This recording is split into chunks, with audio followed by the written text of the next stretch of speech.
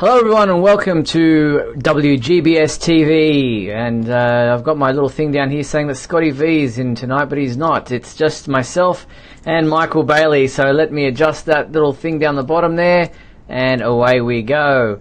My name is Steve Eunice. Tonight's WGBS TV live broadcast is brought to you by SupermanHomepage.com, the #1 Superman fan site in the world. In this, our April 3rd, 2018 show, we're going to be covering a range of topics, including some of the stuff, the rumours about Superman in Shazam. We're going to be talking about the Death of Superman animated movie, Krypton, Supergirl, so much more, comic convention appearances, and Action Comics 1000. We'll also be opening the, we've got the comments there on the under the Facebook Live video, and we're going to be turning to you to take your questions and comments on any particular Superman topic you would like to discuss, and to let you know how all that works and how you can get involved in tonight's show. Let me introduce you to my co-host, Michael Bailey. Hey, Mike. Hey, Steve. Now, if you're watching this live, you're either doing it via our Facebook page or directly on our website. Seeing as how we're beaming this live across the internet and therefore around the planet Houston, we'd love to hear from Superman fans right across the world. So to call in and talk to us tonight, you'll need to use Skype. Open Skype, search for Superman Homepage, and send us a message that you'd like to chat with us live tonight, and we'll try to get you in on the second half hour of our show. As always, please do not just call. Message first, and we'll see if we can make this work. Yes, and for all of you who are watching live via Facebook, below that video we invite you to post your comments and ask questions. Michael and I will keep an eye on those comments and questions and react to them as the show continues. And a huge thank you to our sponsors and patrons, Tina Murray, Patrick O'Neill, Stephen Wright and Henry Bernstein. We appreciate your support. Well, Mike, how's your week been? Already the 3rd of April, 4th of April here in Australia, so into a new month. As you can see, the calendar, your Superboy picture there and for April in the background. What's been happening with you this past week? Oh, nothing much. Just mostly taking care of personal stuff. Though I broke down and I actually ordered one of the Dynamic Forces exclusive covers to Action Comics 1000.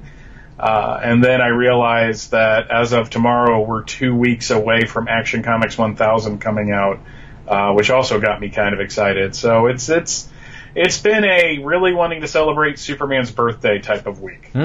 Yeah, fantastic. Yeah, I haven't, as you know, I get my comic books digitally, but I think I might take a trip to the comic book store just to pick up a physical copy of Action Comics 1000, just to have that physical copy. But I'll be interested to see what the digital copy does and how, how many covers or of those variant covers that they include in the digital version, just to have them on file. That would be pretty cool. But let's move on to our topics for tonight, and we like to start with movie news. And there's been a little bit of a talk about this again, about Superman appearing in the Shazam movie. This image was posted by Henry Cavill's manager, Dani Garcia. She wrote, "Who is this man? What are we saying? What are we planning? Oh, it's good. You'll thank me later." And obviously they're in the background there. They're on some kind of a photo shoot or film set. You can tell that's Henry Cavill's silhouette. You can just tell by his who he is. So we know the who he is, this man. What are they saying? Well, we don't know. What are they planning? We can only speculate. But the fact that Dani Garcia is not just Henry Cavill's manager, she's also the ex-wife and business manager of Dwayne "The Rock" Johnson, who we know is in the Shazam movie, and she's also a producer on that film. So we can only guess that perhaps they're talking about the Shazam film and this highly speculated appearance by Superman. Yeah, I'm kind of wondering how they're going to pull that off. I was thinking maybe at first they would kind of take a play out of that Superman Shazam First Thunder miniseries from like 2006 or 2004, somewhere around there, where Clark Kent is interviewing Billy Batson. Or is it like a flashback sequence where one of the kids, or maybe Billy himself, met Superman at one point? Or is it going to be like the old comics where right at the end of the movie Superman flies by, it's like, hey, welcome to the club. We're all part of the same team. Because I doubt they're just going to get them together to throw down. Yeah, no, I don't think that would happen necessarily, because that would be a major part of the film if they were to throw down. And I think that would probably not be one of the main elements of this film. So, yeah, we just have to wait and see whether or not Superman does appear in some capacity in the Shazam film, but there is his manager doing her best to make everything, all the speculation just keep twirling around and keep everyone's tongues wagging. Yeah, is The Rock going to be in this? I thought the bad guy was going to be Savannah, played by Mark Strong. Yeah, I don't know. I mean, we knew that he was cast as Black Adam, or we thought that he was, but we haven't heard too much lately about that. So we'll just have to wait and see, I guess. It's just, again, one of those things that it's an unknown. And this movie doesn't come out until April 5th, 2019, so it's almost exactly 12 months away, a year away to the week. So there's a lot of water to go under this bridge, but watch this space, I guess. Yeah, I'll be excited to see, though, because any more of Henry in the suit, really, I think we'll just take what we can get at this point. Yeah, 100%. All right, on the other movie news, and this one is just blowing up my YouTube channel comments. I mean, we posted this Death of Superman trailer or behind-the-scenes video. It's our first official animated look at this upcoming two-part film that's adapting the Death of Superman comic book story. It's over 900,000 views on our YouTube channel alone, with something like 6,000 comments already. Now, as you and I were discussing off-air before the show started, a lot of those comments are duplications of the same type of questions or comments. No one seems to read anybody else's comments anymore. They just seem to post their own thoughts and don't realise that other people have commented or said or asked the same thing. And the three big questions, if you like, in all those comments, one is, why are they doing this again? This says, never seen before. Whatever it says in the video, it's just like this is the first time we've seen it. A lot of people say, no, we've seen it before. This Superman Doomsday, they tried to do this earlier, back in 2007, I think it was. And yes, we know that. We've been there. We saw that movie. This is supposed to be a more faithful adaptation of the comic book story. We're going to get the second part later on, which is the Reign of the Supermen, which will have Cyborg Superman. It will have Steel. It will have Superboy. We assume that that's where that will end up going. So yes, we have seen it before. This is supposed to be a more faithful adaptation. So then you have the second question with people who says, well, if this is supposed to be a more faithful adaptation, why is this the New 52 costume? Why is this set in this DC universe, animated universe timeline, where we've seen other films already to date with the New 52 costume, with Superman, Batman, and the other characters in that particular look from the New 52 era of comic books? Why is that so? Well, as you said, hopefully when he returns from the dead after his fight with Doomsday, he'll be in the more familiar, traditional costume that we've come to know and love. Maybe with the red trunks, now that they're bringing those back, who knows? So maybe that will happen. The third question is, where is the Wonder Woman-Superman relationship in this continuity of films, since this is set supposedly in this era of DC Universe animated movies? The Superman-Wonder Woman relationship was a thing. How come he's with Lois now? What's going on there? And that's a legitimate question. We don't know. I guess watching the movie, hopefully they'll explain that, if they are setting this in the continuity of the other DC animated films, which they seem to be doing with this adaptation of the Death of Superman story. Yeah, the first question, like you said, is really easy to answer. They just wanted to do a more faithful adaptation. The second question, why is he in the New 52 outfit? I think for people who may not have been paying attention to the animated films in the past couple of years, I think that might be a legitimate question for them, because let's face it, 95% of those movies are Batman related in some way, shape, form, or fashion. Even if it's the Teen Titans, Damian Wayne is kind of like the focus. So, and Suicide Squad, Harley Quinn is the focus. I mean, all of this came out as preview stuff for the new Suicide Squad animated film. And like we said when we were talking before the show, yeah, if Wonder Woman and Superman are involved in this continuity, what happened? Well, maybe they broke up. I mean, it's not out of the realm of possibility. But I think the main reason like I said last week, the main reason we're seeing the new 52 look is this film started production probably back in early 2017, maybe earlier than that. And, they have their own kind of house style for those movies. So this is before the Red Trunks came back. This is before, it's not before Rebirth maybe, but, if they're wanting to keep the movies consistent and people who follow these films, you're going to see the same Superman in every movie, even if the voice might be slightly different, it kind of makes sense that you would put him in that outfit. It's funny because I saw that and it didn't bug me, but I've seen other people really upset that it's not the more traditional outfit in a more traditional and comic book appropriate version of this movie. Basically, I'm just happy because they're going to focus the first film on the death and then give us a second film and give us more time, because one of my main problems with the Superman Doomsday animated film that we got back in 2007 was it was just so fast. It was 80 minutes to tell a really complicated story, and I thought they did the best they could with what they had, but, I want to see more of a funeral for a friend type thing. I want to see the 4 Supermen come out. And if you're doing a second animated film, you can really do that. Some people were like, well, why isn't it like The Dark Knight Returns, which was like almost a shot-for-shot adaptation? And I actually think that in the end, that doesn't work. Comics are comics, movies are movies. Mm-hmm. And, you can do the Sin City thing of basically putting the comic on the screen, but that doesn't make it a good movie. It just makes it an interesting looking film. You can't do a shot for shot, panel for panel adaptation of that story in 2018.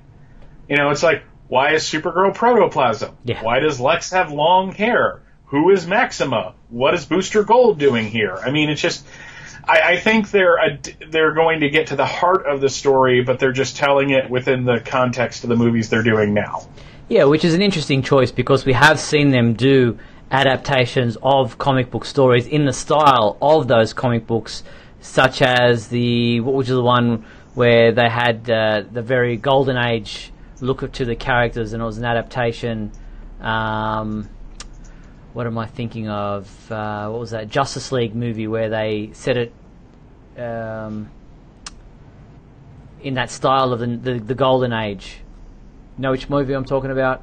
The New Frontier? New Frontier, that's the one. Yeah. They've done movies in that way where they've made it look like the film that they're the comic book story they're adapting. I guess the choice here was to make it part of the continuity of films that they've already done to this point, and that was a creative decision that obviously didn't see the look of the comic book adapted to the story that it's coming from. Let's just have...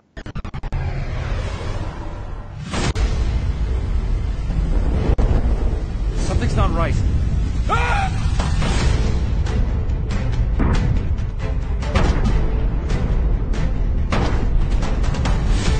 Follow me, bastard. Is there anyone in there? Or are you just an animal? Superman is fighting amongst the people that love and adore him. This is Superman in the fight for his life that we've never seen before. It's a lot more emotionally shattering when the end finally comes for him in this movie.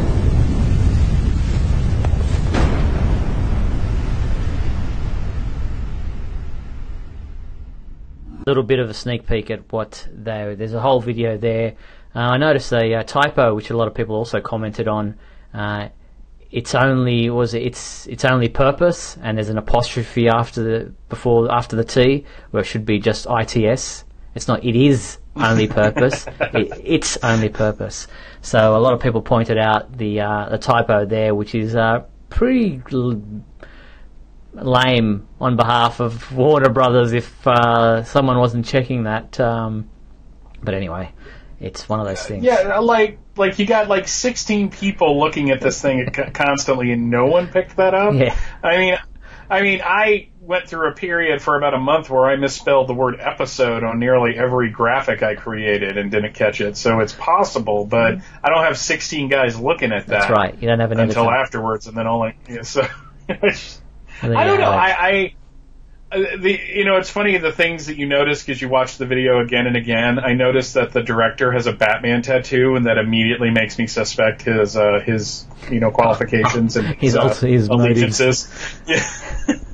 So. Very good. So that's the animated movie adaptation of The Death of Superman. And if you haven't checked it out in full, it's on our YouTube channel, or you can have a look at it at our website as well. All right, moving on to the TV side of things. Krypton Episode 2 was titled House of L. It aired on March 28th, and our reviewer, Michael J. Petty, sent it in pretty early and gave it a 4. His review in it pretty early and gave it a 4 out of 5. And I have to agree with him. I thought this was a strong follow-up episode to the pilot episode, and have continued to enjoy what they're doing with Krypton so far. It's I think first season is 10 episodes. We're 2 episodes in. The third one will be airing this coming Wednesday night. But I quite enjoyed it. I know you haven't seen it yet, Michael. Yeah, unfortunately, we've had a kind of a personal thing we've been dealing with for the last week or so. So I haven't been able to sit down and watch much of anything, actually. But it is really great that people that I follow on social media that usually don't like these things are all seemingly in love with this show. So I honestly think this is a surprise to everybody that it's as successful as it is, and it's as good as it is. And I think it comes down to a really solid cast and writers that really seem to care about, crafting a interesting and exciting story for people to follow. Now, I've got a friend who's on the inside of things over there, and he was told me that the ratings was only a very small drop-off from the pilot episode to the second episode, which bodes well for the series. And, we know it's all about the ratings with TV networks, so let's hope that episode 3 this week continues on that same trend. Some of the questions that our reviewer Michael posted in his review that might be of relevance as a discussion point here. He says, is Kryptonian and English spoken the same way but written differently? If not, how can Adam speak Kryptonian? As in Adam Strange. Universal translator. Right, okay. Easy. Done. Will Brainiac Scout turn into a robot and attack Kandor? My guess is yes. I'm guessing there'll be some kind of a Brainiac Scout there in episode 3 that will have to be dealt with just by the description of episode 3, so I guess that'll probably be yes as well. He says, what or who killed Dev M's family? Black Zero, someone in the military guild, Doomsday? All good questions. I guess time will tell in those ones. So, all in all, really enjoyed the second episode of Krypton. Episode 3 is called The Rankless Initiative. The CW posted some photos and a trailer for this episode, which I will show the trailer for you right now. Rankless Initiative. Here we go. It's a sneak peek video, if anything. Wrong, isn't it? You're having trouble with the scanner. Yeah, a little.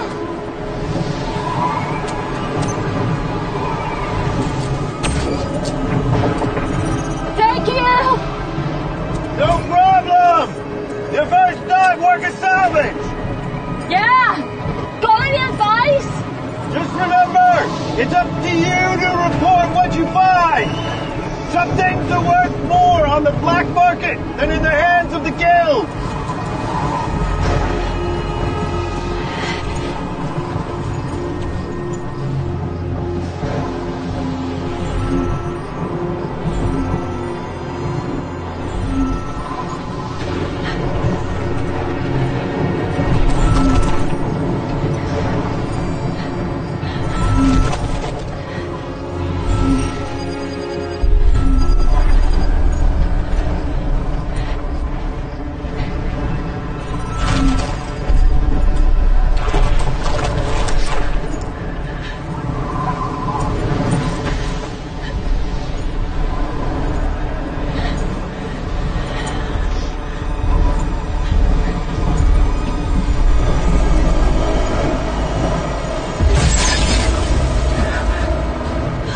Hey YouTube, thanks for watching. To subscribe to our YouTube channel, click here. And for everything crypto...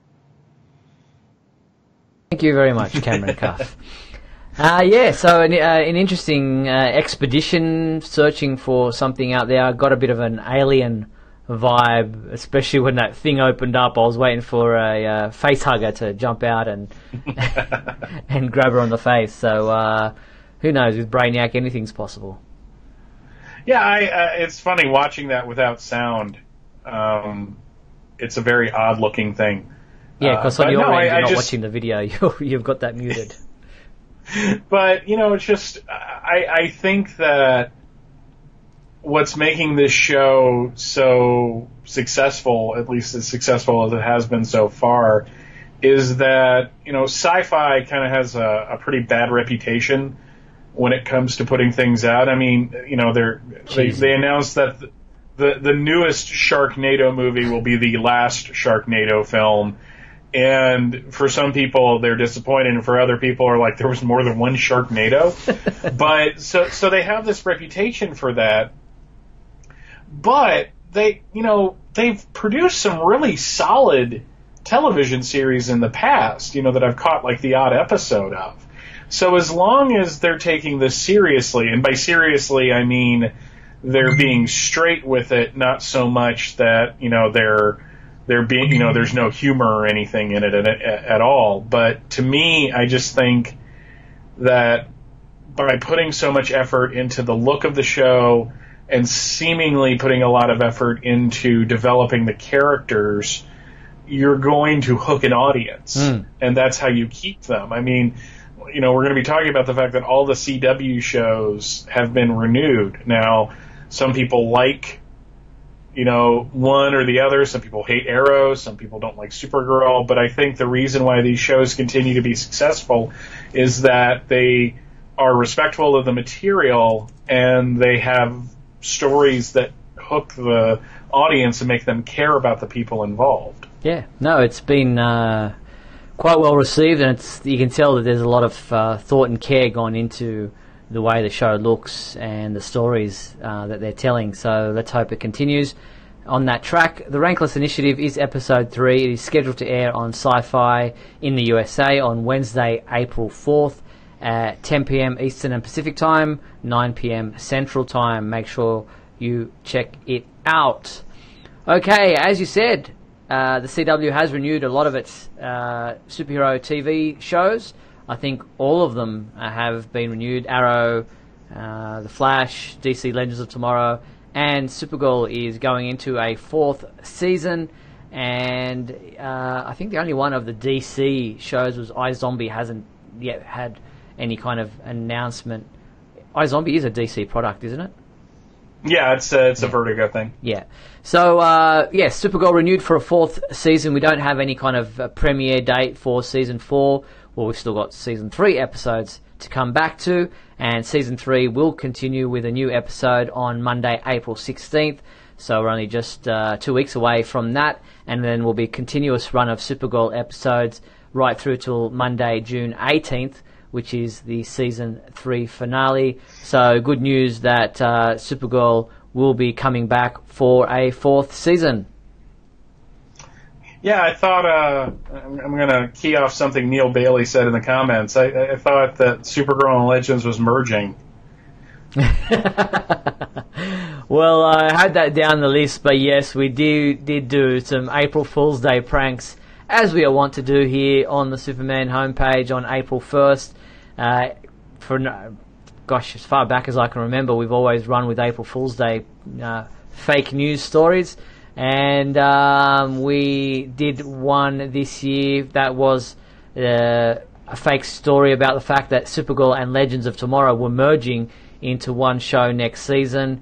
A lot of people got caught out because of the fact that it was something that was very plausible. I mean, with the fact that the CW had put Legends in Supergirl's time slot, and then Supergirl would come back into that time slot, it was like, well, we can't have both shows at one time, so let's merge them into one show and put them together. And a lot of people went, what?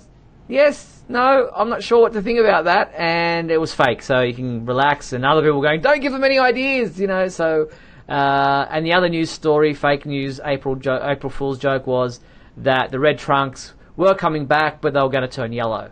And a lot of people liked that one, but I think the Supergirl one caught out a few people who thought it was real. Well, here's the thing. I wasn't really paying attention because this Sunday was kind of a weird day. Yeah, well, it's Easter, which is why I think a lot of people got caught out. And I'm reading it, and I just woken up, and I'm looking through, my social media feed, and I'm like, Supergirl and the Legend. So I started in my head trying to figure out how that could work. And I'm like, it would be you could pull in more Supergirl, like Superman-type villains, do, like, different, and then I'm like, oh, wait, it's April 1st. This is a total lie. Okay, that's fine. That well played, sir. Well played. Yeah, a lot of people complimented me on the fact that they got caught out. It wasn't one of those ones where you would, lose your head over it. It's not something like, I think one year we did the fact that Man of Steel had been cancelled, or Henry Cavill had been removed from Justice League was last year's one. Actually, last year I think we also did the one where we said that the statue in Metropolis, Illinois, the Superman statue, had lost its head in a hurricane where debris had knocked it off, and I posted a very authentic-looking image of the statue without its head, with like a really rough kind of neckline, and people were ringing the Superman Museum in Metropolis, Illinois, wondering if it was true and if it would be repaired in time for the June celebration. Yeah, and the thing is that when something, and again, going into the comments, Neil said plausible. When it's plausible, because Kid Flash went over to Legends of Tomorrow, and, to replace Firestorm. So these people do move shows. Adam started on Arrow, as did White Canary, but now they're on Legends. And if the CW was not happy with how Supergirl is running this year, but still have enough faith in Melissa Benoist as the character, why not merge the shows? I don't want that to happen. Nah. Mainly because I don't want John Constantine and Supergirl to be around each other all that much. But I have to say, it got me, for 30 seconds I believed it, and, I don't know if I'll ever forgive you for that. Yeah, there's a lot of people who get really upset at being tricked over these things, so, I have had a few, nasty messages over the years on a certain April Fool's Day pranks, but it's just in fun, and no harm is meant by any of it. But let's move on. Talking about Supergirl, the new episode coming up on Monday, April 16th, is titled "Shot Through the Heart." We finally got a description from the CW, which reads: "When Wynn's father dies, his estranged mother Mary reappears, trying to reconnect and to explain why she abandoned him all those years ago. Wynn is too embittered from his rough childhood to forgive her, but when a copycat toy man attacks, the two must work together to stop him. Also, Mon-El tells Kara something important about the World Killers, and Alex becomes suspicious of Mirren's recent behaviour." So, we I have that trailer here somewhere as well, so let's have a quick look at that, and then I'll get your thoughts on this upcoming episode. I don't have the trailer. So what do you? Okay. I will play that in a second. But what are your thoughts on this? If you're gonna do another Toy Man, he has to be really super skinny, wearing a jester's outfit with a high pitched voice. And if not, it's just like that or nothing. And I'm dead serious about that. No, I mean, I liked the Toy Man episode from the first season, and I think that Jeremy Jordan is probably one of the most talented members of that cast that gets shockingly underused, because Wynn is a supporting character. So he's not going to be the focus of every episode, and he's not directly related to the main character. So you're not going to have the Alex and all that, kind of dynamic. But to me, I'm just looking forward to this. I like Laurie Metcalf. I've liked her in just about everything she's been in. And I could make another Superman connection that she was in JFK with Kevin Costner. Mm-hmm. But I think this is going to... I'm excited for it to come back, and I like that it's not coming back with a plot story. We're going to get the World Killer Stones thing. Okay, that was a bad joke. I apologize. But no, we're going to get an episode focusing on one of the supporting characters that I like. So I'm seriously down for that. I want to know what's going on in this photo. Take on Me. They're singing an Aha song. Well, they're doing karaoke because they're getting together. So that's cute, I mean, well, he sings. I don't know about her. You would think that they would be doing Bon Jovi songs, given the title to this episode. You'd think so. Yeah. So that's the upcoming episode of Supergirl, which, as I said, is the return of Season 3 episodes, new episodes starting on Monday, April 16th at 8 p.m. Eastern Pacific Time on the CW there in the USA.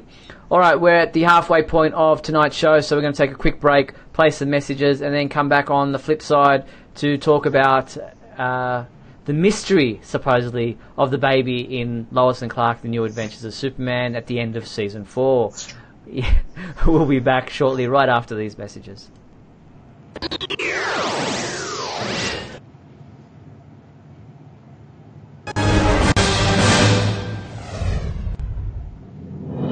Look, up in the sky. It's a bird. It's a plane. No, it's SupermanHomepage.com, the #1 Superman fan site in the world. SupermanHomepage.com, covering the world of Superman from the 1930s to today. News, reviews, rumors, and reports. SupermanHomepage.com for all your Superman comics, TV shows, movies, cartoons, radio shows, and more. Everything you ever wanted to know about the Man of Steel and more.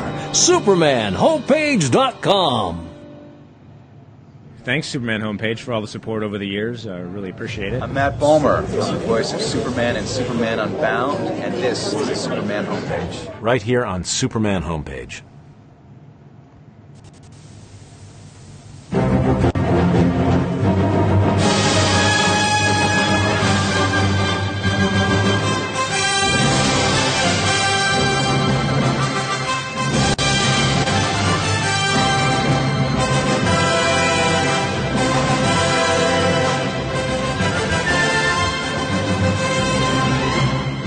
Superman movie is brought to you by Canon, the world's leading camera manufacturer. Quick and happy. Canavision 8 camcorders. Hey, I thought you were Superman, huh? Hey, I am. If it moves, shoot it with a cannon. And we're back on WGBS TV Live. Great to see Christopher Reeve in that Canon commercial. Well, yeah, I first saw that years ago, and it's just utterly charming that little kid running around in that costume. So, it's very cute. Yes, and that was a video camera for those of you who are too young to remember them looking like that. Yes, back in the 80s when we had computers and video cameras, and you had to rent a movie instead of downloading it to your smartphone. Yeah. I wonder if that was VHS or Betacord. Probably with as late in the 80s as that was, it was probably the smaller tape that you would then hook that up to your VCR to tape it onto the larger thing. So you could also get those VHS containers, if you like, and then you put the small one in it, so then you can put it into your normal VHS. But we're aging ourselves here, Michael, talking about this. The young kids are going, they're switched off. They've gone over to some other YouTube channel somewhere. It's like, look, if I wanted to watch two guys over 40 talking about stuff, there's plenty of other people on YouTube talking about the 80s, so let's go. Well, let's move a decade ahead to the 90s and talk about Lois and Clark, The New Adventures of Superman, where EW caught up with the executive producer of that TV series, Eugene Ross Lemming, to delve into what many would consider a mystery. I think we've had this over and over again over the years. I'm sure other people have explored it many times and asked the question of the producers and actors many times over the years. But anyway, they make out like they've solved the mystery, and asking about the baby that was seen in the basket in the bassinet at the end of season 4. And Eugene Ross-Lemming confirms that it wasn't intended to be the series finale. It was just another cliffhanger, and they were looking to create obstacles for Lois and Clark. She says, we ended up saying that carrying a baby to term would kill Lois, which I don't think they ever said. They just said that they were incompatible. But here anyway, it says, but as fate or intergalactic justice would have it, a baby of Krypton lineage is left at their doorstep.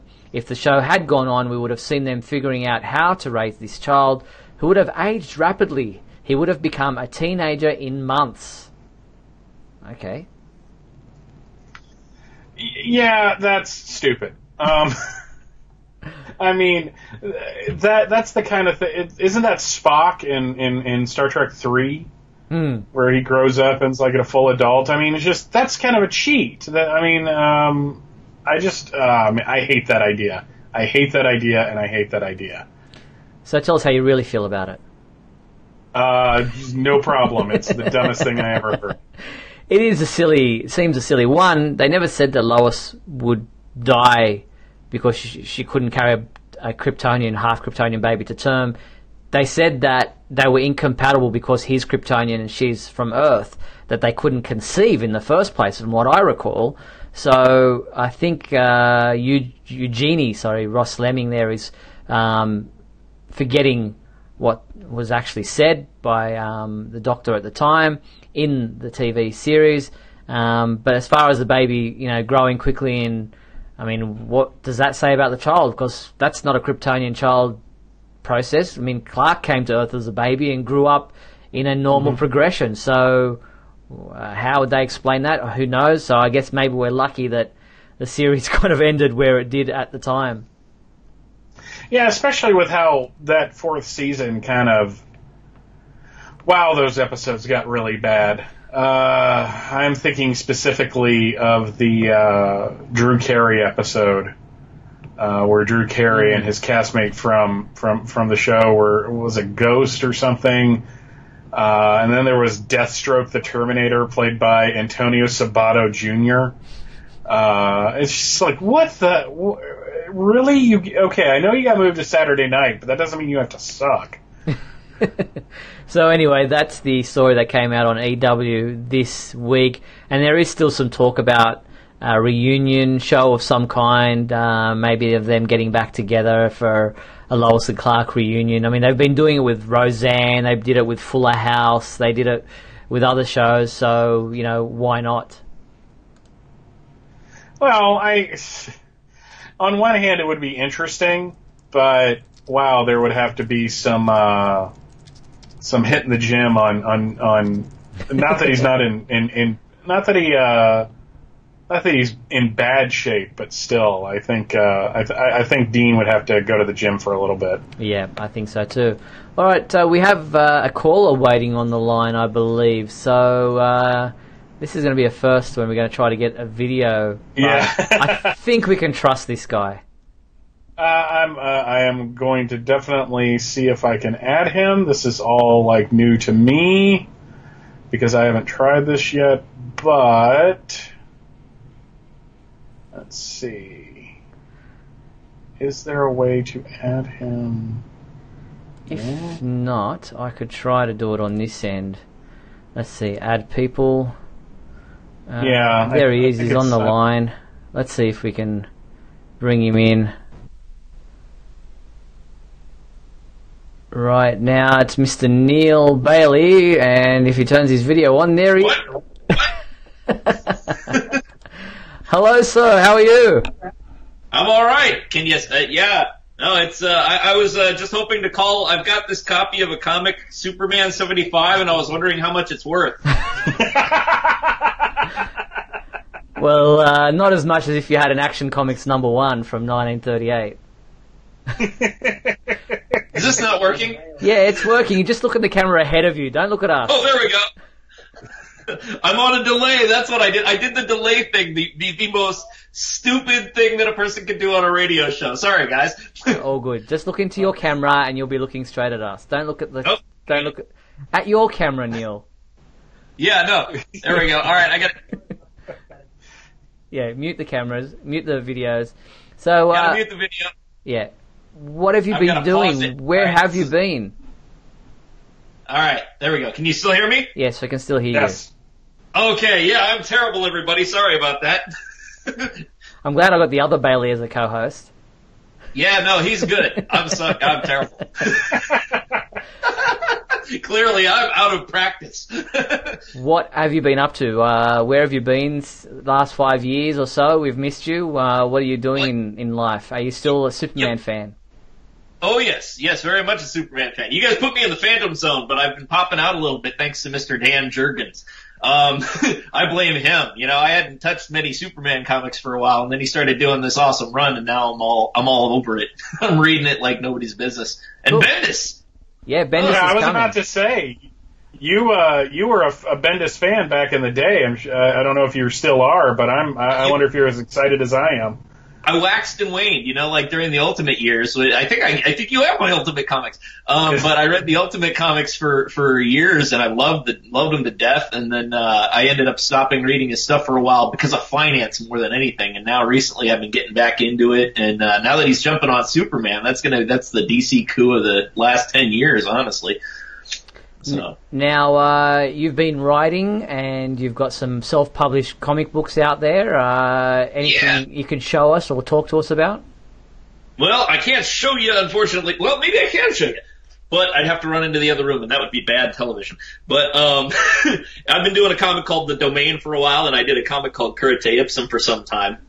And that's basically been my last 8 years, but I've been getting the itch to maybe write some columns again. I don't know. We got to see. I've been hankering to do some commentary, as is obvious from the way that I was yakking in that chat book that chat room like an idiot. No, you'd always be welcome back.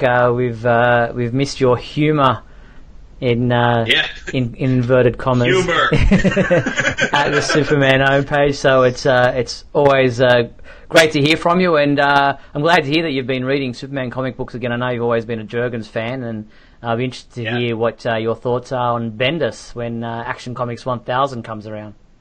Yeah, well, you know, I did that thing that a lot of people told me that they did when I was writing reviews for the site. I'm doing that thing where I read the reviews on the Superman homepage in lieu of the comic, and then if it looks really good or it gets a great review, I'm picking it up, and that's what I've been doing for a while, and that's one of the reasons why I knew about the Jurgens thing. And it's also, I've been kind of following the New 52 arc and seeing the wheat and chaff thing, and kind of seeing it a little bit like that, like the hair thing, when people really didn't like the long hair, when people really didn't like the new suit, and that kind of thing. I tried to be like, I'm going to ride that wave and wait it out and see what comes, and I'm being pleasantly rewarded now. So cool. Well, it's always good to hear from you. I'm glad you called in and that you're listening to tonight's show, and we've been looking at your comments there in the Facebook chat thing. So great to hear from you, and thanks for calling in. Thanks for having me on. It's an awesome new format. I'm going to start hitting it more. It's great. Thank you very much. I'll get you to hang up, because I'm worried that if I hang up on this side of things, I might hang up on Michael as well. I'll try and do it without a delay. Have fun, guys. Thanks, mate. See you later. Bye, Neil. Take care. Yeah, that worked. Excellent. Very cool. It's great to catch up with Neil. For those who don't know who Neil was or is, he was a long-time writer and reviewer on the Superman homepage, hosted Radio KAL, the monthly podcast that we did way back when, many years ago, for so many years, and has been a great friend to both of us, and no relation to Michael, even though they do share the same surname. Yeah, we had a lot of fun with that back in 2008 when we were at the celebration together, when he tried to convince me to eat fried pickles, and I refused. Well, I don't blame you. All right, well, let's move on. We've got a lot of things to continue on with in tonight's show, and still on the track with television news. Tom Welling and Michael Rosenbaum are headed to Australia this month. They're heading to conventions here, Supernova Convention in Melbourne and another in Gold Coast. So they're going below me and above me when it comes to where I live. The state below me, Victoria, and the state above me, Queensland. So they're not coming here into New South Wales, Sydney, but they're here on 21st and 22nd of April and 28th and 29th of April for the Gold Coast one, where they'll be taking part in dual photo ops, Q&A sessions, and other stuff. So the two of them together at a convention here in Australia for fans who live in those locations who want to get around to seeing this duo together at a convention. Yeah, the weather's turning colder there now, right? Yeah, we've just hit autumn, or as you guys refer to as fall. It's still warm, but we are currently in autumn. So you're not going to go travel and see Tom and them? No, it's too far away. I think I'll go to the USA instead in June. Okay, that's fair. That's fair. Yeah, it's. I mean, I've seen Michael Rosenbaum. Actually, interviewed him in person. Had a really good chat with him 5 years ago at the Superman celebration in Metropolis, Illinois. Tom would probably avoid me. I don't know. Oh no, he'd probably want to talk to you. I mean, hey, I mean, we talked to the producer years ago, and he was friendly. So Al Goff's a good friend. I don't know. It seems like he's doing a lot more fan stuff now that he's on Lucifer than he did on Smallville. So that's kind of weird, actually. I think he was worried about that whole typecast thing, and then suddenly he got some more work. And he went, you know what? I'm on a new show now. I can talk about my old show. So maybe it helps to promote his new show. So good luck to him and to both of them. And they're probably headed to Australia soon, since we're already in April. So good luck to both of those gentlemen. And if you want to get tickets, supernova.com.au. That's SUPANOVA.com.au. All right, let's move into the comic book side of things. And it's yet another exclusive variant cover for Action Comics 1000. This one by Felipe Masafira, who has an exclusive Superman vs. Zod cover, which is exclusive to 789 Comics. That's 7ATE 9 Comics, with the cover only being available through a limited CGC Ultimate 9.8 series from 789 Comics, which I will show you that cover right now. Wait. They're only doing it CGC certified? Wow. I didn't think we'd hit the bottom yet. Congratulations. We just found it. I do think we're going to need what's his name, James Cameron, to get us in a submersible to find any further bottom. It's just like, maybe if I start a comic book shop right now, I can get an exclusive cover. What do you think? Yeah, why not? Call it Homepage Comics, and we'll get our own exclusive cover. I like Bailey's Bookshelf. That always has a good ring to it. Yeah, I was I kind of brought that back in something recently, actually. So nice. That was fun.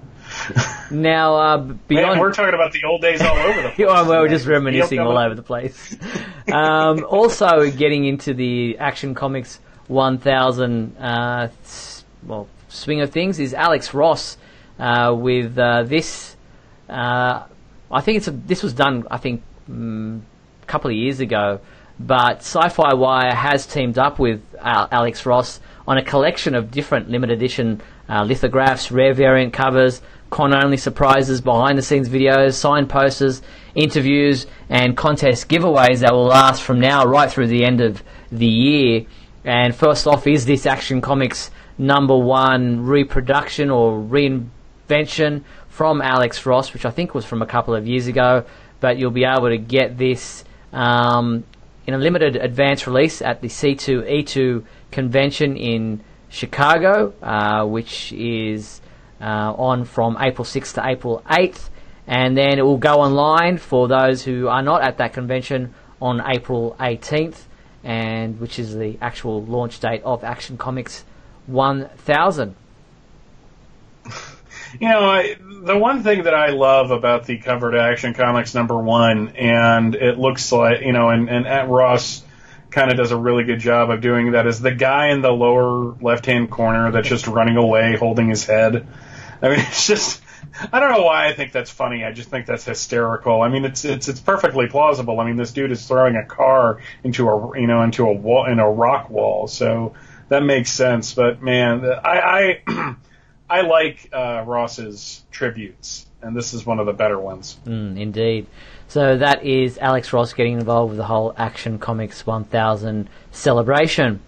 And talking about comic books, this week we have a couple of comic books coming out, which you may be interested in grabbing. There's Injustice. Oh, let me get the covers up here so you know what I'm talking about. All right, we have Injustice Chapter 52 digital comic out this week.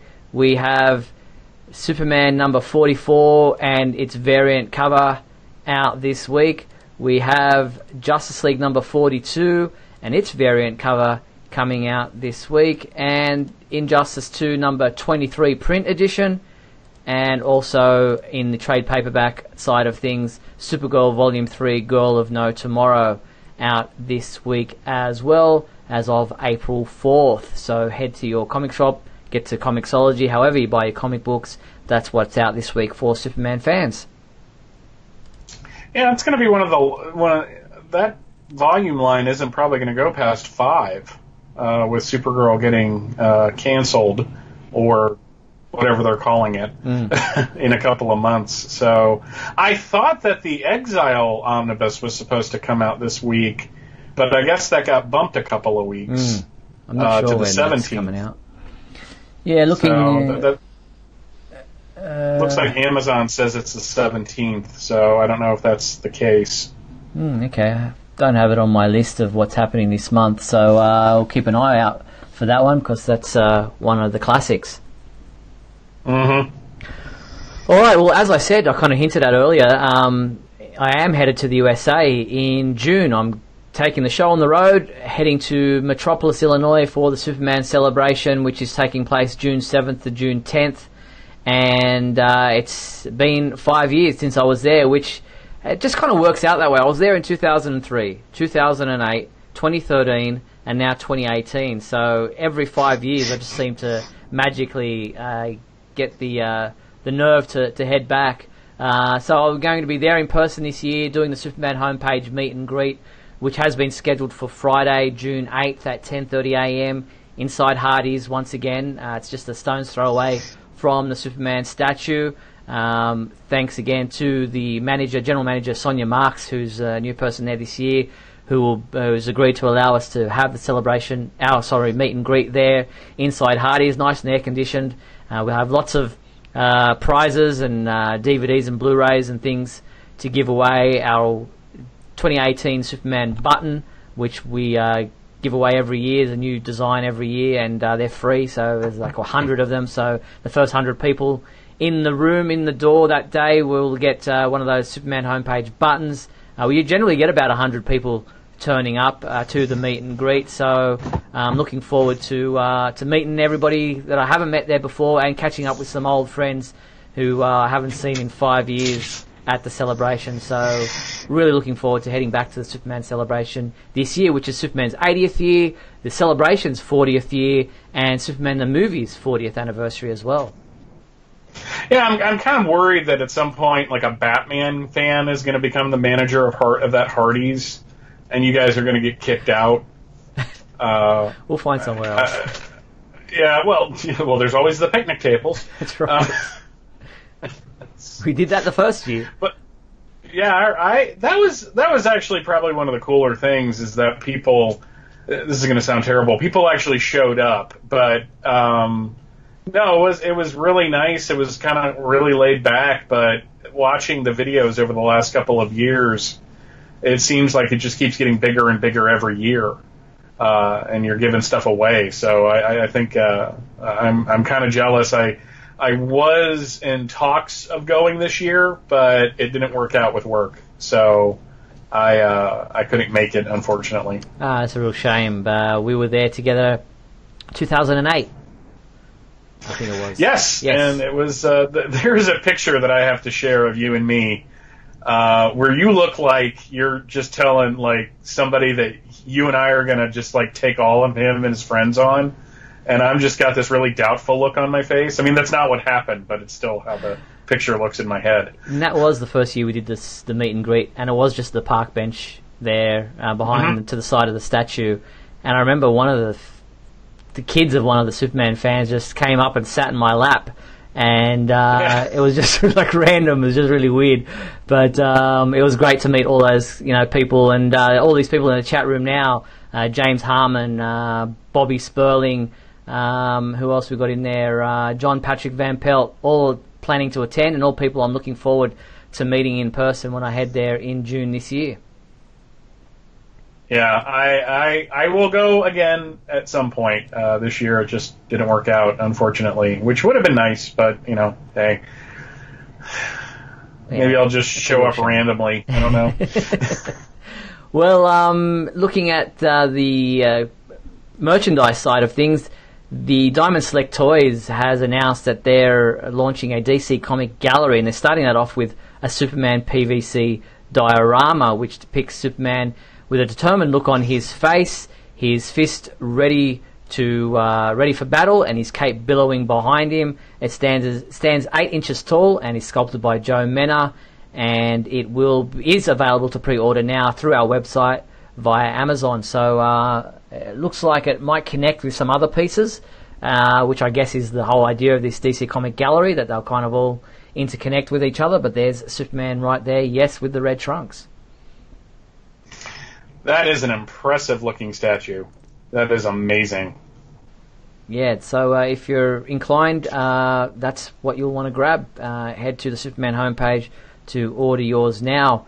Now, quickly, as we wrap up towards the end of the show, there's a couple of special screenings that you might want to head to or purchase tickets for. There's the new Parkway Theatre in Oakland's Uptown District of California is hosting their first ever animation week from April 6th to April 12th. So later this week, and they're going to be showing 9 Fleischer Superman animated shorts as part of this celebration on Saturday, April 7th, starting at 2:55 p.m., running right through until 5 p.m. Tickets start from $8 for students and seniors, $10 for adults, and you can buy yours now through the New Parkway Theatre website. So if you want to, I'm sure you've probably seen them many times over the years, but to see them on this big screen with other people watching together, 9 animated shorts from the Fleischer cartoon series, well worth heading to if it's in your area. Yeah, I would.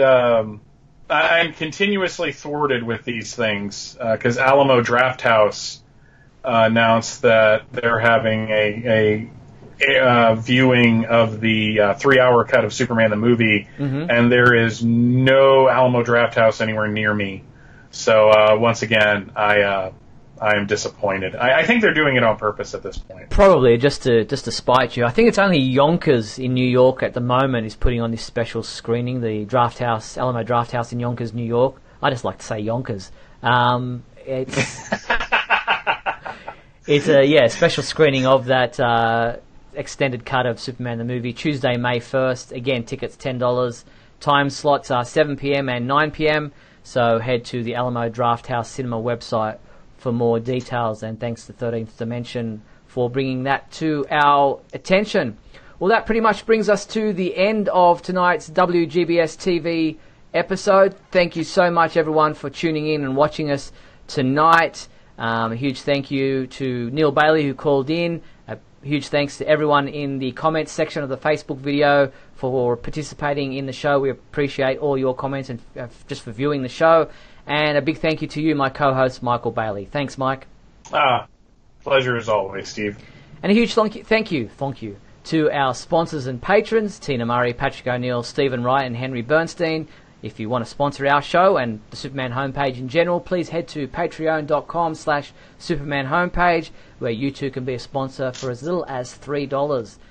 The complete 1-hour video of tonight's show will remain available on the Superman homepage website and on our Facebook page, if you'd like to watch it back or perhaps miss part of the show. But Michael and I will be back next week on Tuesday, April 10th at 7:30 p.m. Pacific Daylight Time for another edition of WGBS TV Live. Look forward to talking with you then. Until then, be sure to check out supermanhomepage.com for all your daily news updates on everything surrounding the Man of Steel. I'm Steve Yunus on behalf of myself and Michael Bailey. Thanks for watching WGBS TV Live, brought to you by supermanhomepage.com.